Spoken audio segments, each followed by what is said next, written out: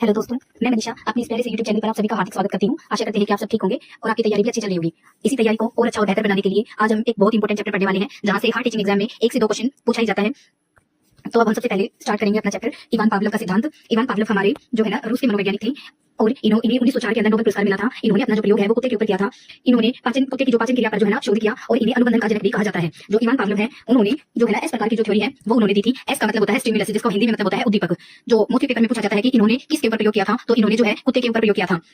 जो Ivan Pavlov है इनके सिद्धांत के कुछ नाम है, जैसे कि क्लासिकल थ्योरी, अनुबंधन का सिद्धांत, अनुक्रिया का सिद्धांत, संबंध प्रतिक्रिया का सिद्धांत, अस्वाभाविक अनुक्रिया का सिद्धांत, शास्त्रीय अनुबंधन का सिद्धांत। सबसे ज्यादा पेपर में अक्सर पूछा जाता है कि क्लासिकल थ्योरी यानी कि क्लासिकल अनुबंधन का जो सिद्धांत है वो किसने दिया, तो आपको पता होना चाहिए कि वो हमारा इवान पावलोव ने जो है ना दिया था। इन्होंने बताया, इन्होंने क्या प्रयोग किया कि जब कुत्ते के सामने भोजन रखा गया, जो कि हमारा भोजन जो है वो हमारा उद्दीपक है यानी कि स्टिमुलस है, तो जैसे ही भोजन रखा गया तो कुत्ते के मुंह में जो है ना लार आनी स्टार्ट होगी, लार में वृद्धि होनी शुरू होगी।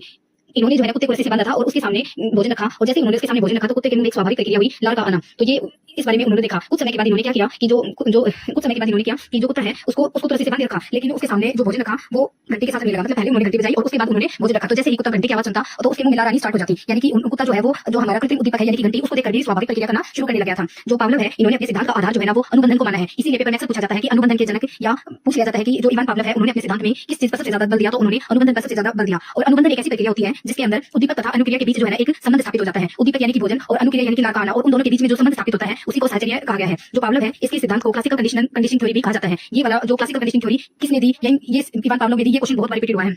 जो इवान पावलोव थे उन्होंने क्या चीजें जो है ना नोट की कि उन्होंने इसमें कुछ 3 इनकी जो इक्वेशन है वो पूछी जाती है, जैसे कि यूसीएस यानी कि अनकंडीशनल